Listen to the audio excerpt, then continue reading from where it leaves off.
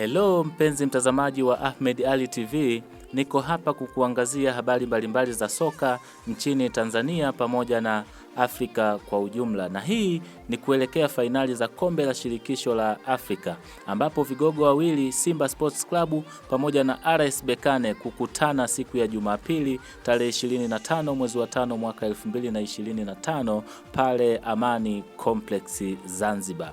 Mwamposa alikuwa huko Suni na leo amerudi tena kuzungumza na wachezaji wa Simba na kuwahakikishia ya kwamba ameota ndoto kuhusiana na ushindi wao utakao kwenda kutokea siku ya Jumapili pale uwanja wa Amani Complex Zanzibar.